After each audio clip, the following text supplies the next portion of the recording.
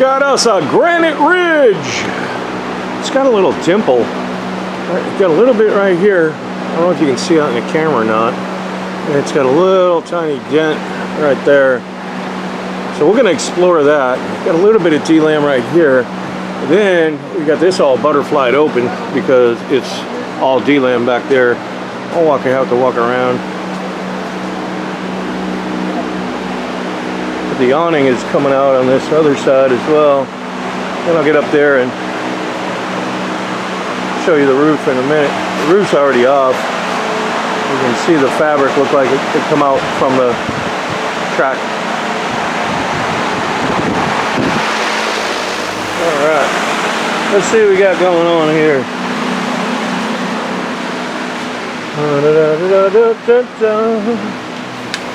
I got some D-lam. So we obviously got some water down here. We peeled all this already off. We're gonna marry up with this. Bring this back a little bit. We're gonna marry up with this. This is how the wall is comprised. It's got a piece of 1/8 inch and it's got foam. And then on the other side of that foam, on the interior, there's another piece of 1/8 inch and your wallpaper, whatever it is. That's how it is. This all looks nice and smooth. So we're just gonna try to marry this up right here and get that back. Once we laminate another piece on, we can laminate all this back together. And I think that's about it. But we will keep you updated. All right, so we got the new sheet on here. You see we got all this adhesive on here. And now we're just bonding the original file on back on. Then we'll trim all this sheet and see it hanging way off the back. We'll get a router and trim all that out. So here's our granite ridge. This was the front part. I was hoping that we didn't have any trouble with. Peel that open there. You can see it looks pretty dry, but I can see some waviness up there. I may have to go around to get a better view on this. All right. So we do have some D-lam. You can see the waviness in here. See it? So we're gonna have to pull this off. But then we'll check the radius down there once we get that off of there.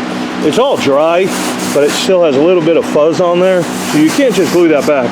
And if you try to glue it, this piece is already compromised, see? So that's called D-lam. So you have one ply, then there's another ply here, right there. As you peel it off, there's your third ply. So it's already D-lam. So this ply is staying on. We can leave that on there. It's awesome because it'll get probably glue better. We'll just clean it up. We'll replace this here and we'll check that radius. Well, the rest of the roof looks pretty good. It looks, well, let's see. We got this here. So we're probably gonna have to straighten that out. I got a couple little burbs, but you look at the decking itself, it didn't look bad, but you know, for a first glance. And now they got the camera on it and I'm pointing out stuff to you. I'm going, no, that don't look well at all. So we're gonna reskin this too. I don't like the way that's sitting, so we're gonna see if we can get this all glued back down together and then maybe the clad over it, but this is what's called ply foam. So basically there's your foam and then you have this sheathing. It looks like they've already decked over it. It looks like one piece there and another piece there. See if we can zoom up on that. That's what it's looking like to me. One here and one there. So this top layer may just not be done well. It doesn't look like it's glued well. That's more than likely what it is. I've seen other RV shops that just slap it on there. We have one on there. It's this is going back quite a few years. You can go look at it though. It's called a Founder. And another shop put the decking on and they use 1 1/4 inch staples and just willy-nilly stapled it through that 1/8 inch hoping that was going to hold, and that's not going to hold at all. I'm surprised they didn't hit any wires because there's usually wires all buried up in there. Everything we do on these are all glued together.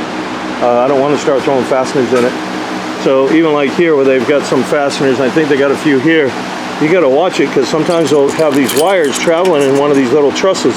You don't know that for sure, so you always have to investigate it. Sometimes we got to drill a hole and put a scope in there or maybe like a coat hanger or something, see if we can grab a wire. And then if it's clear, then we go, okay, all clear. But not always do they do that. So each manufacturer has his own little quirk. And then I find you do that on a coach. They go, yeah, I remember that coach. It was like this way, that way. Now they changed the design. So it's always good to check everything. Don't take anything for granted. That's what we're going to do. We're going to take it up because I don't like it. I'm pretty positive that that is a second layer that just wasn't done well. So we can't go over that. But the actual sheet itself doesn't look rotted. just doesn't look like it's down very good. I guess we found out why it was bubbling. There's no radius at all in there. There's nothing. It is gone. So we got to build a radius and put it in there. Then we can fix the rest of the stuff. Oh boy, they put these together real well. All they had was that batten insulation that just fell down over there. That was it. And this little, that looks like a foam radius. That's what it looks like. I don't think it's plastic. Is that foam or plastic? It is foam? One piece fell. That's top. Oh, there it is, yeah. There's a piece right there. Yep. Okay, well, we'll have to start building a radius for it. Alrighty, this is what we got.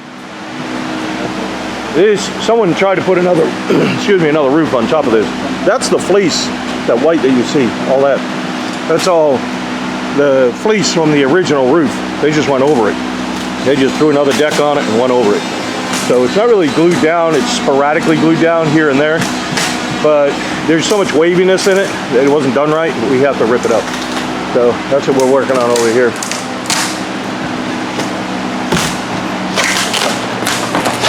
Like right here, I can't get that back. That's already compromised. You're gonna see all that under the roof. So, well, we got a new radius already built in there. I built them the same way as the other ones. This guy's got ahead of me and got all this on there though, and we also reskinned the top up here.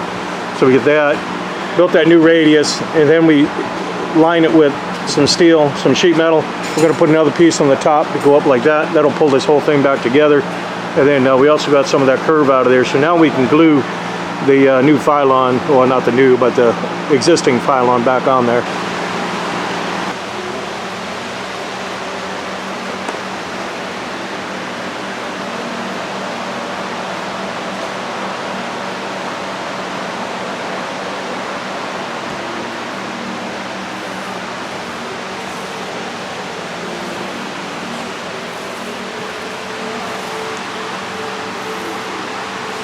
We're done with our granite ridge. Time to go. I want to thank the customer for bringing this in for us to do it. We appreciate the work. We take our time to make sure things are done properly. Nobody wants to do these twice. So we've got our stamp on here. It just tells when, the day, the month, and the year that we installed the roof. And when the customer comes back, we tend to watch to see if there's any issues with the roof. It's just a precaution. And also, if he goes to sell it, he can show somebody, hey, I just had that roof put on August of 23 and it's still under warranty. So depending on when he goes to sell it, right? So otherwise it's a 60 mil commercial grade roof. You saw how we redecked it and got everything all squared away on that end. And I did show you on the front. Wasn't able to show you that radius that I built, but I built them the same way on other Class C's. So if you do view a couple on the channel here, you'll see what I'm talking about. These guys are moving along real good. I had to go out and do a couple errands. Next thing I know, I come back and it was all closed up. But anyhow, all of the curves, all of those are all custom made here. We make every single thing in a house. So this is the way you would see a commercial roof. If you go online and you enter commercial roof, flat roof images, commercial flat roof images, you're going to see the air conditioners, you're going to see the vents, you're going to see any plumbing up in a boot, you're going to see the vents and curves, you're going to see them all up on curves, skylights, you're going to see them all up on curves. That's what these are. They're called curves. We don't sell anything here. This is not a DIY channel. So, but we try to show what we did for the customer, and I know other folks watch this, and but anyhow, we don't sell anything, and I get folks that call me up, guys call me up all the time, can you sell me this, sell me that? We don't sell one thing here at all. We're just service center. So, but everything is all heat welded. It's not all caulked in there. Now, obviously, we got caulking up underneath the vent that sits on the curb, but you don't have it to the roof. And the purpose of those curbs are to minimize erosion effect. When you have all that water all the time, keep going over and over, it creates an erosion effect which causes your leaks. That's the purpose of those curbs. So those curves are all built with what's called flashing and counter flashing.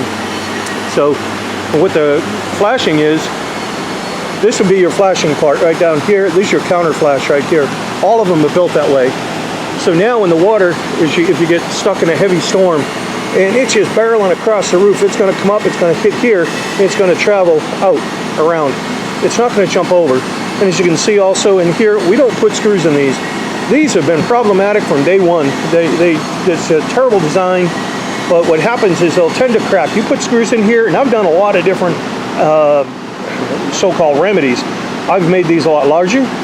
I've made, and then take a self-centering drill bit and I've drilled them out, and then put the screw in and just nicely put the screw in, you know, almost by hand, real easy, just to torque it down, and they just tend to crack. So we stopped doing it and we just glue them down, and the glue we use is just crazy strong. It's like liquid nails on steroids, designed for outside.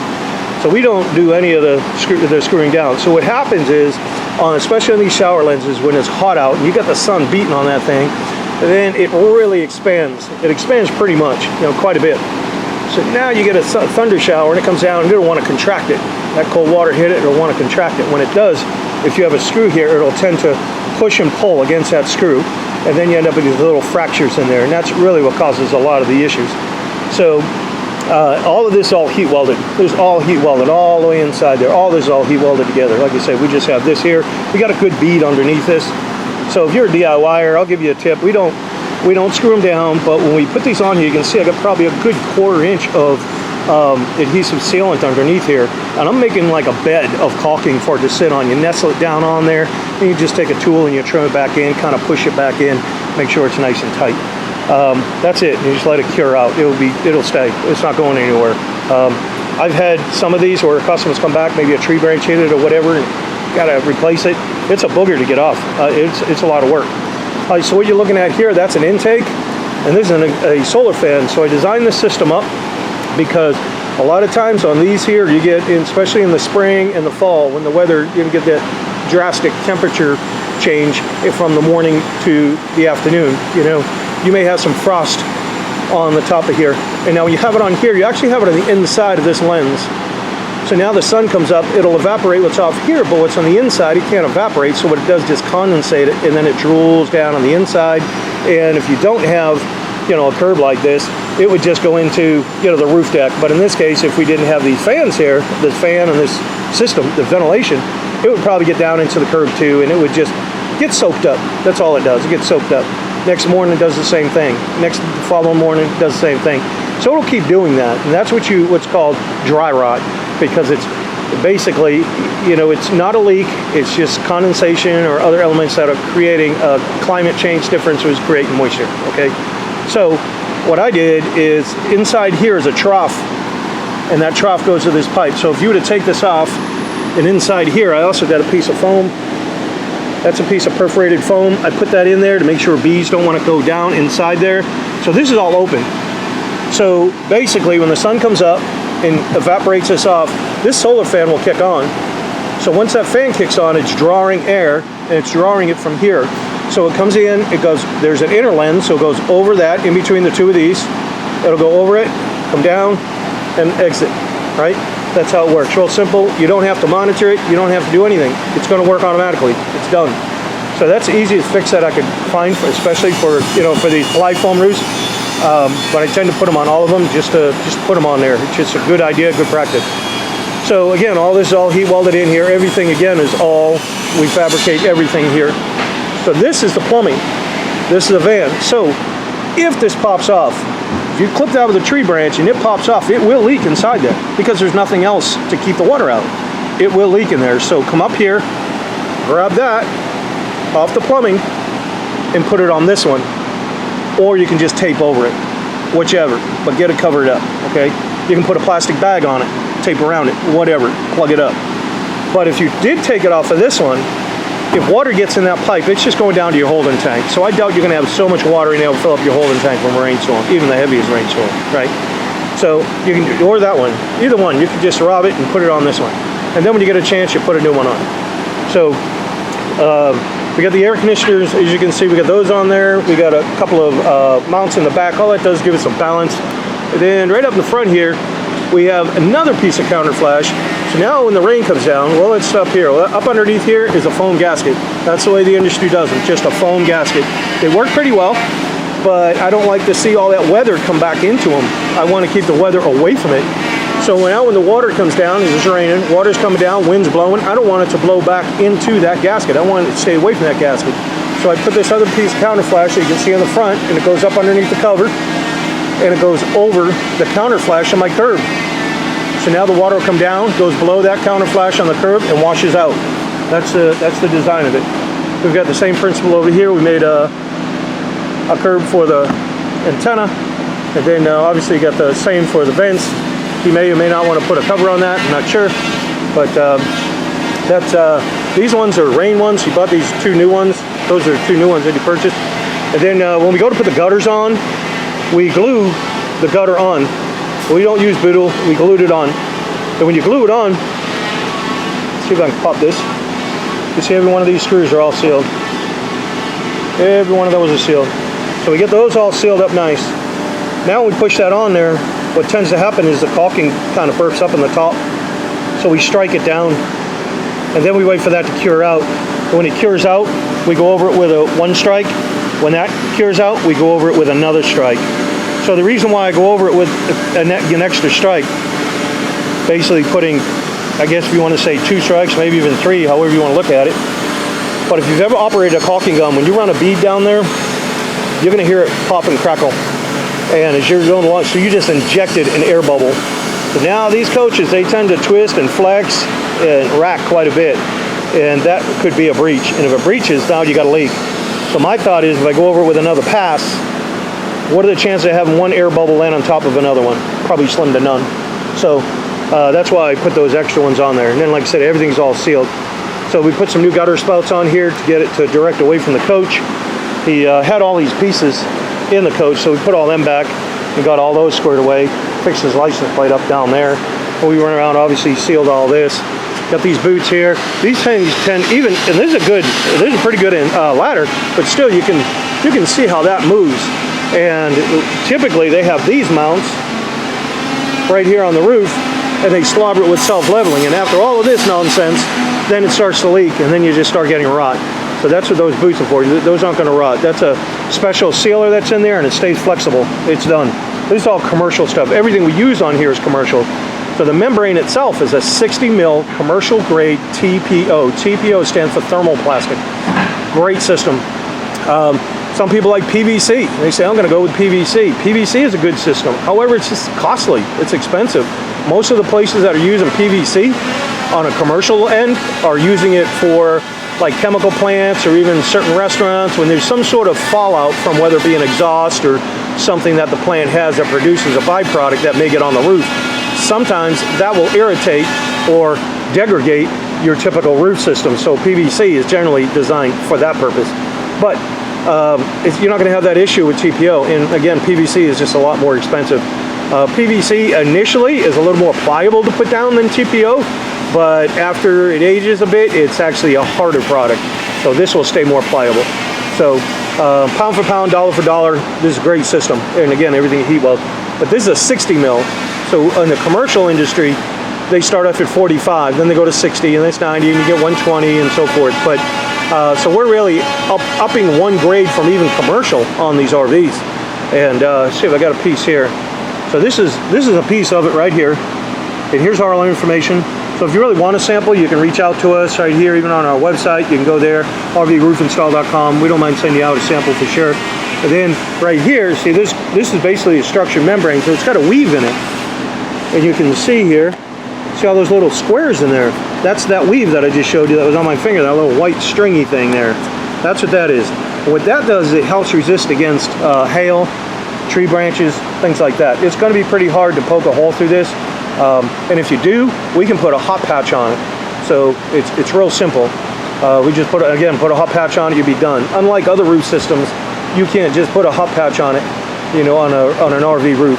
You can't even weld those type roofs. So even if you do have an RV roof that they say, hey, it's TPO, it's not the same as this.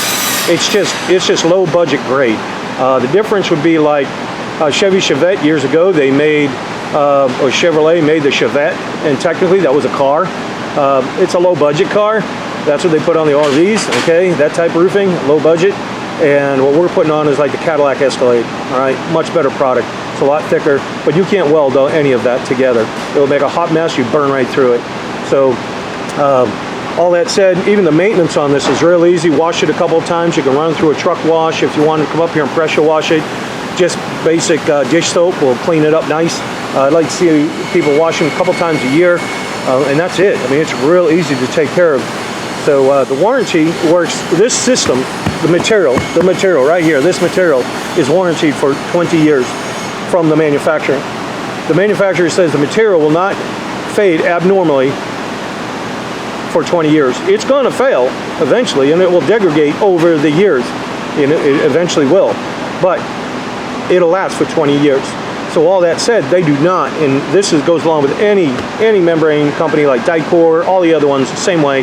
They do not give labor. There's no labor involved. Okay, they'll just give you the roofing.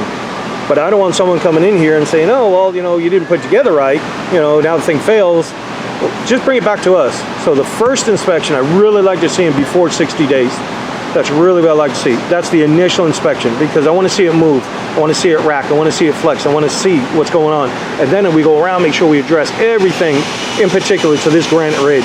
If I got another granite ridge coach in here, it would rack, twist, and flex differently than this one. It's just the way it is. So that being said, I want to check it out, and then after that, you come back once a year. Every year you come back, we check all the welds, we check all the caulking, we check everything. It's just prudent, it's smart. And that's what you do on a commercial level anyways. So that's really easy how the warranty works. You bring it back to us, and if you were to fall out of warranty, so now you come in for your warranty. But let me back this up a little bit. You come in for your warranty, so this is August, so September, October comes back. Now he has to come back. His warranty is going to be good from October 23 to October 24. Comes back in October 24, I'm going to give him another warranty that's good for October 24 to October 25. So we do that sequentially every year. We'll do it for 20 years. So now we'll say for whatever reason, something happens, he can't come back, and he skips a year. Bring it back in, we'll take a look at it, and if we put it right back under warranty, we will. If there's something that may have happened to the roof that we could have prevented, then yes, we're going to end up charging the customer for something. I don't know. I had a customer come in, he didn't want to come in for years, like 3 years. And he had a cracked skylight, and then it rotted this and it rotted that, and he thought all that was under warranty. I can't warranty that skylight. I can't warranty the fan. There's a lot of, I don't warranty the vents. I'm just warrantying the roof itself, the curbs, things like that, the roofing part of it, So all that said, bring it back to us. We'll put you back under warranty, and off you go. It's pretty simple. So over on here, we had a little issue with this. This is all falling apart. So all we did is just make this little plate up, and I just screwed it back in. He needs a new awning, but he didn't happen to get one and didn't want to order one right now. So all we did is just screwed it back in there, just to make sure it doesn't kind of fall apart while he's using his slide out. I couldn't even guarantee that it won't come apart when he uses his slide out. That's how bad it is. But he did have a new patio awning, so we put that on there. We changed out the bolts, and then everything here, like I said, we sealed all this up. So everything else, we're done. I mean, it is done. Everything looks good, and we're about ready to get her out of here. So they're looking at me like, get off the roof so we can get it out.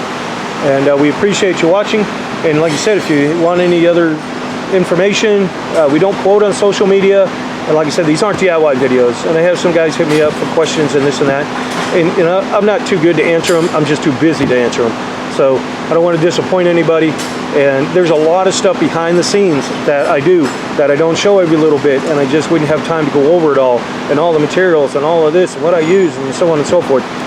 There is a lot to these, and some people don't think there is. Like, hey, easy peasy, I'll do it. Great. If you can, awesome. But there's a lot more to it than what you think. I've put commercial roofs on quicker than I've done some of these RV roofs, and that's a fact. But mainly, a lot of the roofs that we did on a commercial level were really restaurants, fast food restaurants at that. So in fast food restaurants, they have a lot of protrusions coming up through the roof. There's a lot of stuff in a small amount of area that come up through that roof.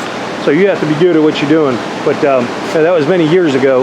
But anyhow, we appreciate y'all watching. Like I said, if you have any other questions, give us a call. We'd be glad to help you out. And other than that, there's a whole bunch of other videos on there if you want to look around at those. And again, we thank the customer for bringing it in. So thanks for watching. And if you like the video, from what I understand, if you give it a thumbs up, then whoever else is looking for kind of like a roof system for it, I guess it pops up from what I'm told. But I'm not a YouTube guy. Matter of fact, you could skip all the commercials. I don't really care. I tried to demonetize it. YouTube won't let me. So anyhow, thanks for watching. All right, so I shut the camera off. I turn around and I see my other prop right here. I'm like, daggum, I didn't even say anything about it. Like this insert trim, the way this one is, this is just white, this is black. I have to buy these literally 2 miles at a time. So this is your typical insert trim like this. and he just sits in that track. I don't know if you can see that pretty well. So water can roll right down in here, and it'll get into that track still. And I'm trying to keep as much water out of things as I can. But this one, if you look at it, it's got a little groove in it.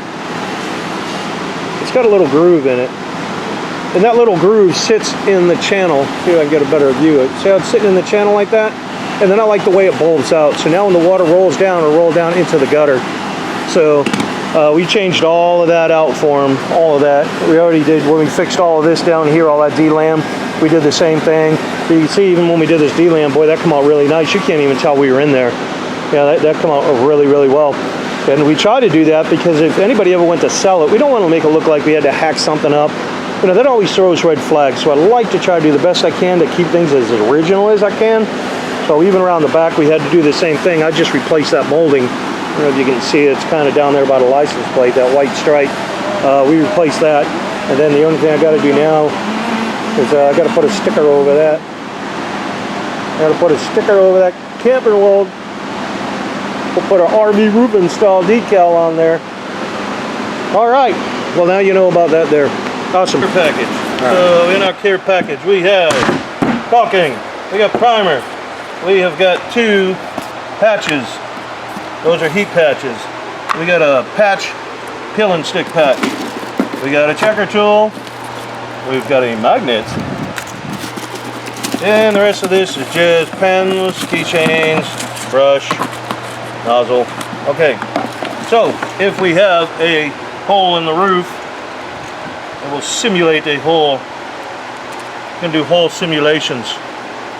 We say we got a hole there. Here's your tree branch come through and you're like, oh man, I got a hole in my roof, it's leaking. So what you want to do, and it's raining out. Right now it's raining, you're like, crap, I gotta stop that leak. You want to get in there, and if you can't get that nozzle in there, don't worry about it. Make it a little bigger. What you're trying to do, you need to get up underneath the roofing, like this. This is what we need to do, get up underneath the roofing.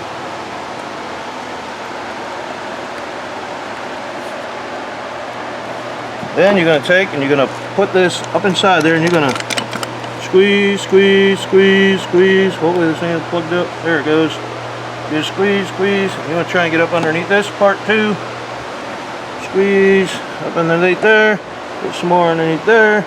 Well, we are getting this thing all boogered up. Then what we're going to do, you're going to push it together. See how it oozes out? That's sealed. You're done. This is a moisture cured product. So what? It's a hot mess. Looks terrible. Who cares? Keep the water out. So now, the next day, we're going to go up there, and that's going to be cured looking like that. So we're going to take a knife, and you just shave it down. Just shave it down with a knife. I'm just going to obviously wipe this off. Now you say, hey, I want something a little better than that. So what we're going to do is get some cleaner. This is a terrible rag. You got another one. You got one on you? Oh, get a rag, get a rag, get a rag, get a rag, get a rag.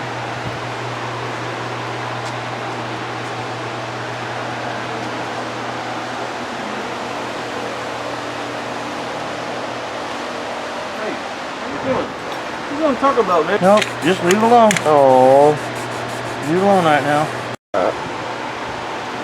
We're recording now? Are we on? Yes, sir. Okay. Alright, so now we cleaned it off with a knife. I just washed that off because it's still wet. Take that off. So now we got a patch. This is a peel and stick patch. We're going to take that, we're going to center it over there. Just take a pen and go around like this. I like to kind of put a dash like that so I know who's where, what, and where, and how. So now there's what I got. So in the package we got primer. We also have a brush. You're going to take that, you're going to go all inside the square. You also got to go outside this square about 3/8 of an inch. Outside about 3/8 of an inch or so. Once you get that, there's a film on the back. You peel the film, now you know which side you are, see, that's because there's your marks. And you peel that film back. Get the fingers, fat fingers in there to get the film off of this thing.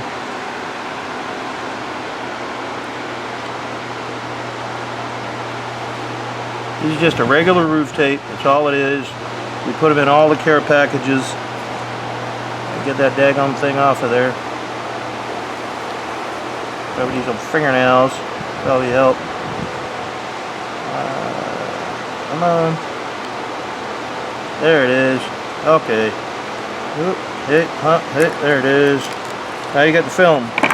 You take that film. So now we're going to line it back up with this. We already got the primer under there. You just peel the film back, and as you do, you just rub it down like this. Sometimes that film will get a little stuck in there. This is just a butyl. You just kind of try to keep it as even as you can and flat as you can. Boom, you're done.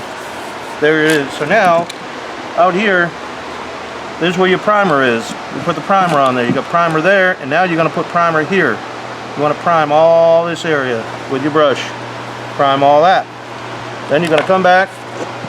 Once you get it all primed, then you're going to put a little bit of caulking on it, just like this.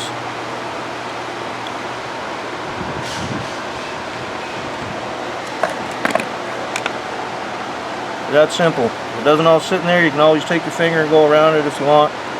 We're trying to obviously stop a leak and make one of, there's going to be a little more permanent of a patch than just that plug that we did when it was raining. So now that we got that all done, what the whole purpose of it is this part here, this part underneath here, that's a butyl. When the sun hits that, if you didn't have the caulking on there, it will cause it to release and curl up just like I'm doing here. And it'll start coming loose. That's why you need the primer. That's why when you prime it, you're going to prime on top of this because nothing will stick to it. Nothing, the caulking will not stick to this patch and it won't stick to the roof unless you use the primer. That's how you do a patch. Ta-da! All done.